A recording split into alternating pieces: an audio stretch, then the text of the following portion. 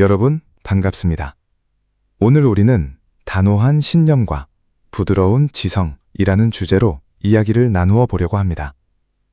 현대 사회를 살아가는 우리 대학생들에게 정치는 매우 복잡하고 때로는 피로감을 주는 영역이기도 합니다.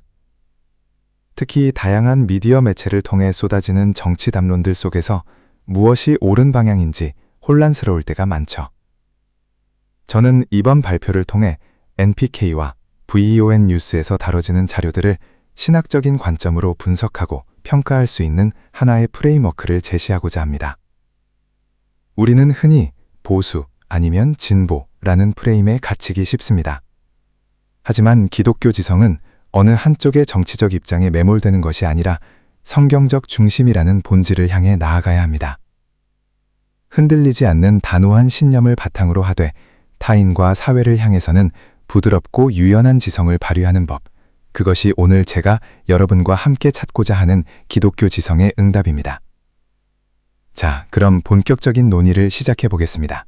다음으로 기준점의 설정에 대해 이야기해 보겠습니다. 우리는 현재 대한민국 건국 정신이나 천부인권, 그리고 각종 정치적 논란과 같은 거대한 담론들이 쏟아지는 시대에 살고 있습니다. 이러한 이념의 폭주 속에서 우리가 길을 잃지 않으려면 중심을 잡아줄 확실한 나침반이 필요합니다. 그 첫 번째 기준은 바로 성경적 원칙입니다. 이는 변치 않는 진리와 정의의 기준이며 모든 가치 판단의 절대적인 기반이 됩니다. 특정 이념이나 시대적 조류에 휘둘리지 않는 영원한 규범으로서 우리의 가장 뿌리가 되는 원칙입니다. 두 번째는 기독교 전통입니다. 앞서 말씀드린 성경적 원칙이 역사 속에서 실제로 어떻게 적용되어 왔는지를 보여주는 대목입니다. 수천 년간 축적된 교회의 지혜와 경험, 그리고 전통적으로 형성된 도덕적, 사회적 합의의 보고라고 할 수 있습니다. 마지막 세 번째는 현대 신학입니다. 성경과 전통을 바탕으로 지금 우리가 마주한 구체적인 시대적 문제들에 대해 응답을 모색하는 과정입니다. 현재의 상황을 신학적으로 해석하고 우리의 삶에 어떻게 적용할 것인지 고민하는 단계라고 이해하시면 됩니다. 결국 이 세 가지 요소가 유기적으로 연결된 나침반을 가질 때 우리는 복잡한 사회 현상 속에서도 흔들리지 않는 올바른 가치 판단의 잣대를 가질 수 있게 됩니다. 여러분도 이번 시간을 통해 자신만의 확고한 기준점을 정립해 보시기 바랍니다. 다음으로 우리가 살펴볼 첫 번째 기둥은 천부인권과 국가 권력의 한계입니다. 여러분은 인권이 어디에서 온다고 생각하시나요? 이 슬라이드에서 강조하는 핵심은 인권의 기원이 국가라는 세속적 기관이 아니라 창조주라는 초월적 존재에 있다는 점입니다. 왼쪽 하단에 언급된 것처럼 성경적 관점에서 인간은 하나님의 형상으로 창조되었습니다. 이는 인간의 존엄성이 다수의 합의나 국가의 법령에 의해 좌우되는 가변적인 것이 아님을 의미합니다. 화면 중앙의 이미지를 보시면 위에서 압박해오는 국가 권력이라는 거대한 바위를 견고한 빛의 방패가 막아내고 있습니다. 이처럼 천부인권 사상은 국가 권력이 개인의 삶을 마음대로 통제하거나 폭주하지 못하도록 막는 가장 강력한 기독교적 방어 기제 역할을 합니다. 결국 국가는 국민의 권리를 창조하거나 부여하는 주체가 아니라 이미 인간에게 주어진 고유한 권리를 보호해야 할 의무를 지닌 존재라는 사실을 이 첫 번째 기둥이 분명히 보여주고 있습니다. 다음으로 권리가 가진 이중적인 성격에 대해 살펴보겠습니다. 화면 중앙의 저울을 보시면 권리는 방어 기제와 보편적 정의라는 두 가지 측면 사이에서 균형을 이루어야 한다는 점을 알 수 있습니다. 먼저 왼쪽의 방어 기제로서의 권리입니다. 이것은 나 자신을 위한 권리이자 특정 정체성이나 내가 속한 집단의 이익을 수호하기 위한 수단입니다. 외부의 침해로부터 나를 보호한다는 점에서는 필수적이지만 자칫하면 우리만의 이익을 대변하는 배타적인 도구로 변질될 위험이 있습니다. 그래서 우리는 오른쪽의 보편적 정의에 주목해야 합니다. 성경 미가서 6장 8절에서도 강조하듯 진정한 정의는 나와 다른 타자, 특히 우리 사회의 약자들을 향해야 합니다. 나의 권리가 소중하다면 타인의 권리 또한 똑같이 존중받아야 한다는 보편적 가치로 확장되어야 하는 것이죠. 결론적으로 지성적인 그리스도인에게 요구되는 천부인권의 개념은 나를 지키는 방패에 머물러서는 안 됩니다. 오히려 타자를 포용하고 사회 전체의 공익을 실현하는 보편적 정의의 도구로 승화되어야 합니다. 이 두 가치가 완벽한 균형을 이룰 때 비로소 권리의 진정한 가치가 실현될 수 있습니다. 다음으로 살펴볼 두 번째 기둥은 이념 갈등의 이면과 영적 전생입니다. 우리가 매일 마주하는 사회적, 정치적 갈등은 겉으로 보기엔 단순한 생각의 차이처럼 보이지만 그 이면에는 더 깊은 본질이 숨어 있습니다. 슬라이드 왼쪽 하단을 보시면 에베소서 6장 12절 말씀이 인용되어 있는데요. 기독교적 관점에서 이 갈등은 단순히 사람과 사람 사이의 싸움이 아니라 세상 배후에 있는 악한 영적 세력과의 씨름이라는 점을 강조하고 있습니다. 화면 중앙에 갈라진 조형물들과 파편들은 인간이 만든 이념과 체제의 불완전함을 상징합니다. 특히 우리는 북한의 주체 사상처럼 인간을 신격화하고 신앙의 자유를 박해하는 체제에 대해 단호한 비판의 목소리를 내야 합니다. 이는 특정 정치 세력을 지지하거나 반대하기 위한 목적이 아닙니다.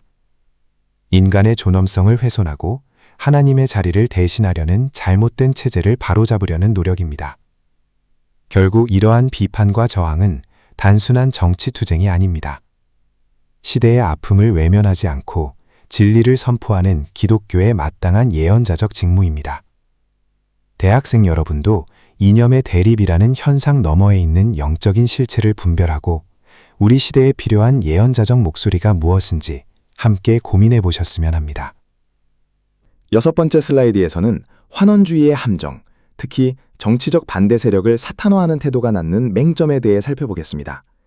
우리는 종종 나와 의견이 다른 상대를 단순히 사탄적이라거나 적그리스도적이라고 규정해버리는 유혹에 빠지곤 합니다. 하지만 이러한 이분법적 환원주의는 매우 위험한 결과를 초래합니다. 화면 왼쪽을 보시면 이런 태도가 결국 합리적인 토론을 불가능하게 만들고 마태복음 5장 9절에서 강조하는 화평케 하는 자로서의 사명을 저버리게 한다는 점을 알 수 있습니다. 중앙의 텐션 스펙트럼은 우리가 지향해야 할 지점을 보여줍니다. 그것은 바로 예언자적 비판과 이분법적 환원주의 사이에서 건강한 긴장을 유지하는 것입니다. 진정한 비판이란 단순히 상대를 악으로 규정하는 것이 아니라 악한 체제는 미워하되 그 체제 아래에 있는 인간을 향해서는 마태복음 5장 44절의 가르침처럼 긍휼과 사랑을 품는 것입니다. 비판의 날카로움을 유지하면서도 사랑의 마음을 잃지 않는 이 팽팽한 긴장감을 유지하는 것이야말로 우리가 빠지기 쉬운 환원주의의 함정을 극복하는 길입니다. 이어서 세 번째 기둥인 역사적 진실 추구와 공의의 책임에 대해 살펴보겠습니다. 화면 중앙의 돋보기가 상징하듯 우리는 5.18 민주화 운동이나 제주 4.3 사건, 그리고 선거 의혹과 같이 우리 현대사의 민감하고 중요한 지점들을 보다 정밀하게 들여다볼 필요가 있습니다. 성경 출애굽기 20장 16절에서는 내 이웃에 대하여 거짓 증거하지 말라고 가르칩니다. 이는 단순히 개인의 도덕적 수양을 넘어 공동체의 정의를 바로 세우기 위한 가장 기본적이고도 엄중한 명령입니다. 우리는 기존에 형성된 사회적 합의에만 머무르지 않고 학술적이고 법적인 근거를 바탕으로 역사의 가려진 진실을 끝까지 규명하려는 노력을 멈추지 말아야 합니다. 진실에 기초하지 않은 정의는 결국 모래 위에 쌓은 허구에 불과하기 때문입니다.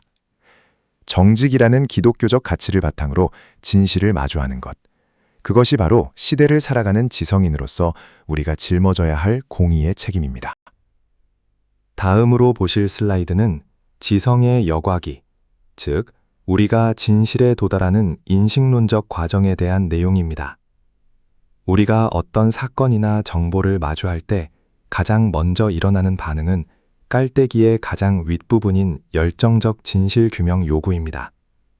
진실을 알고자 하는 뜨거운 에너지가 우리를 움직이게 하죠.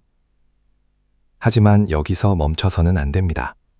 그 다음 단계인 차가운 이성적 검증과 엄밀한 증거라는 촘촘한 필터를 반드시 거쳐야 합니다.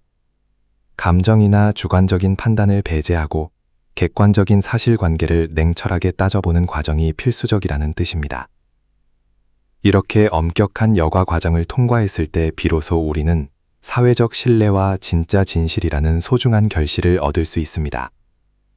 화면 오른쪽에 강조된 것처럼 확인되지 않은 가설이나 음모론적 시각에 과도하게 의존하는 것은 오히려 진실을 가리고 우리 공동체의 신뢰를 파괴하는 결과를 초래합니다. 지성은 우리에게 주어진 소중한 선물입니다. 정보가 범람하는 시대 속에서 여러분도 이 인식론적 깔때기를 통해 건강한 비판적 사고를 견지하며 진짜 진실을 가려내주는 지성인이 되시길 바랍니다. 이어서 네 번째 기둥인 에큐메니컬 운동과 교회 본질의 타락에 대한 경계를 살펴보겠습니다. 화면 중앙의 그림을 보시면 교회가 양옆에서 밧줄로 팽팽하게 당겨지고 있는 모습이 보이시죠? 이는 오늘날 WCC나 NCCK 같은 기독교 연합기구들이 특정 정치 이념에 편향되어 있다는 비판을 받는 현실을 상징적으로 보여줍니다. 좌측과 우측, 어느 한쪽의 정치적 논리에 치우치는 것은 교회가 가진 본연의 가치를 훼손할 위험이 있습니다. 그래서 우리에게는 교회가 세상의 가치관이나 특정 정치 권력에 영입되는 것을 막으려는 개혁주의적 경고가 필요합니다. 이러한 경고는 교회가 단순히 사회운동의 수단으로 전락하지 않도록 돕는 중요한 역할을 합니다. 결국 핵심은 이것입니다. 교회는 세속 정치의 도구가 되어서는 안 됩니다. 특정 이념에 매몰되기보다 교회 본연의 복음적 정체성을 회복하고 중심을 지키는 것이 이 네 번째 기둥이 우리에게 전하는 진정한 의미라고 할 수 있습니다. 여러분도 교회가 사회 속에서 어떻게 그 본질을 지켜나가야 할지 함께 고민해 보셨으면 좋겠습니다.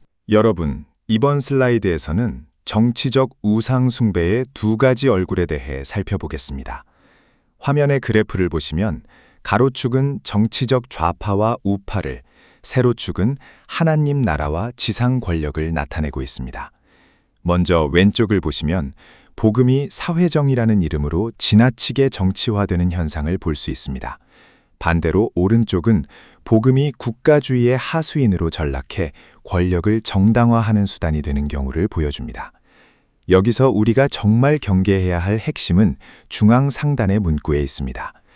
만약 우리가 상대 진영의 정치적 편향성을 비판하면서 그 비판을 단지 우리 쪽의 세력을 키우기 위한 도구로만 사용한다면 그것은 결국 양쪽 모두가 지상 권력을 탐하는 동일한 우상 숭배에 빠지는 결과를 초래합니다.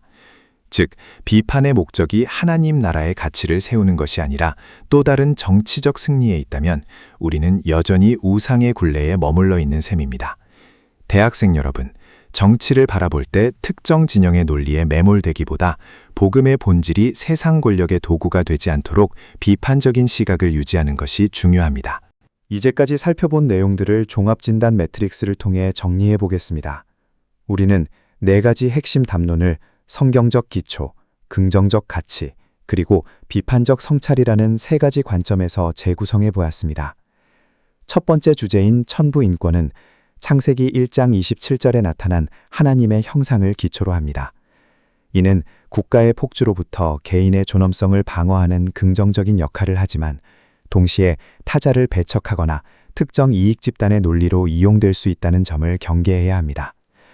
두 번째, 영적 전쟁 담론은 에베소서 6장 12절에 악한 영들과의 씨름에 근거를 둡니다. 인간이 스스로를 신격화하려는 태도를 비판하는 순기능이 있는 반면 모든 현상을 이분법적으로 환원하여 상대를 사탄화하는 위험성을 안고 있습니다. 세 번째인 역사적 진실은 출애굽기 20장의 거짓 증거 금지 계명을 토대로 합니다. 숨겨진 진실을 규명하려는 태도는 중요하지만 학문적 엄밀성이 결여될 경우 자칫 음모론적인 파괴로 이어질 수 있음을 성찰해야 합니다. 마지막으로 교회 정체성 부분입니다. 이는 교회가 정치적으로 이용당하는 것을 경계하며 복음의 순수성을 방어하는 데 목적이 있습니다. 하지만 이 과정이 오히려 교회의 또 다른 정치 세력화나 우상 숭배로 변질되지 않도록 주의가 필요합니다. 결론적으로 우리는 각 담론이 가진 성경적 가치를 계승하되 그것이 오용되어 나타날 수 있는 비판적 지점들을 냉철하게 바라보며 균형을 잡아야 합니다. 다음으로 슬라이드 12장에서는 교회가 세상 속에서 어디에 위치해야 하는지, 즉 제3의 길에 대해 살펴보겠습니다. 화면의 삼각형 구조를 보시면 가장 아래 가로축에 좌파와 우파로 나뉘는 정치적 이념 스펙트럼이 있습니다. 우리 사회는 종종 우리에게 이 수평적인 선 위에서 어느 한쪽을 선택하라고 강요하곤 합니다. 하지만 그림에서 보시는 것처럼 교회의 진정한 자리는 그 선상에 있지 않습니다. 교회는 정치적 이념을 넘어선 꼭대기, 바로 왕관으로 표시된 하나님 나라의 가치를 지향하는 곳에 위치해야 합니다. 이것이 바로 우리가 말하는 제3의 길입니다. 이 높은 위치에서 교회는 두 가지 핵심적인 역할을 수행합니다. 왼쪽 화살표처럼 세상의 잘못된 가치관을 지적하는 세상을 향한 심판의 목소리를 내야 하며, 동시에 오른쪽 화살표가 가리키듯 무너진 세상을 보듬고 온전하게 회복시키는 세상을 향한 치유의 역할을 감당해야 합니다. 결국 교회는 정치의 좌나 우 어느 한쪽에 속하는 집단이 아니라 그 위에서 세상을 판단하고 회복시키는 고유한 정체성을 지향해야 한다는 점을 꼭 기억해 주시기 바랍니다. 이제 우리가 어떻게 행동해야 할지에 대한 첫 번째 실천적 제언을 드리고자 합니다. 바로 언어의 정제입니다. 화면을 보시면 말주머니 위에 소금을 뿌리는 모습이 보이시죠? 골로새서 4장 6절은 우리에게 너희 말을 항상 은혜 가운데서 소금으로 맛을 냄과 같이 하라고 권면합니다. 음식에 적절한 양의 소금이 들어가야 제맛이 나고 풍미가 살아나듯 우리의 대화에도 그런 지혜로운 조절이 필요하다는 뜻입니다. 우리가 흔히 범하는 실수 중 하나는 너무 투쟁적이고 배타적인 표현을 사용하는 것입니다. 물론 이런 강한 언어는 우리 내부의 결속력을 다지는 데는 효과적일지 모릅니다. 하지만 정작 진리를 찾고 싶어 하는 외부인들에게는 그런 말들이 거대한 장벽으로 다가옵니다. 날선 언어는 상대를 밀어내기 마련이니까요. 결국 그리스도인의 언어는 논리적이어야 하지만 동시에 누구도 배제하지 않는 고른 맛을 내야 합니다. 단순히 옳은 소리를 하는 것을 넘어 그 소리가 상대방에게 어떻게 들릴지 고민해야 합니다. 우리만의 언어에 갇히지 않고 모두에게 닿을 수 있는 정제된 언어로 소통하는 여러분이 되시길 바랍니다. 이어서 실천적 제언의 두 번째와 세 번째 내용을 함께 살펴보겠습니다. 이번 슬라이드의 주제는 우상화에 대한 경계와 유연한 균형입니다. 먼저 우리는 우상화의 위험성을 늘 경계해야 합니다. 정치적 승리나 특정 지도자에 대한 열성적인 지지가 신앙의 영역과 혼동되지 않도록 철저한 분별력이 필요합니다. 우리가 꿈꾸는 궁극적인 소망은 이 세상의 어떤 통치체제나 특정 정치인이 아니라 오직 하나님 나라에 있다는 사실을 항상 명심해야 합니다. 다음으로 필요한 것은 균형 잡힌 시각입니다. 우리는 자유와 법치라는 보수적 가치를 소중히 여기고 이를 단호하게 수호해야 합니다. 하지만 동시에 사회적 약자를 보호하고 평등을 추구하는 진보적 가치 속에 담긴 성경적 원리들 역시 기꺼이 수용할 수 있는 지성적 유연함을 갖추어야 합니다. 특정 진영의 논리에만 매몰되기보다 성경이라는 명확한 기준을 가지고 세상을 넓게 바라보며 균형을 잡는 태도가 우리 대학생 여러분에게 무엇보다 중요합니다.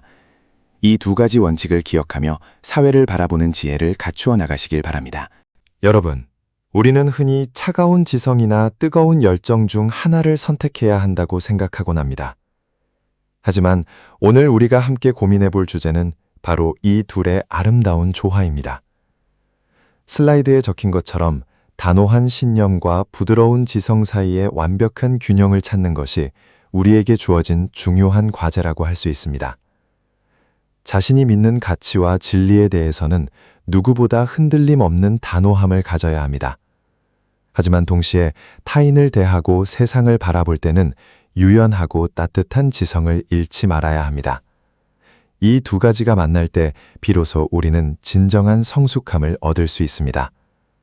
슬라이드 하단에 있는 문구처럼 우리 대학 시절의 학문적 탐구가 단순히 지식을 쌓는 것에만 그치지 않기를 바랍니다. 진리를 치열하게 추구하되 그 밑바탕에는 항상 사랑으로서 역사하는 믿음이 자리 잡고 있어야 합니다. 여러분이 앞으로 나아갈 모든 길과 사역 위에 이러한 균형 잡힌 시각과 사랑이 가득하기를 진심으로 기원합니다. 이상으로 발표를 마치겠습니다. 감사합니다.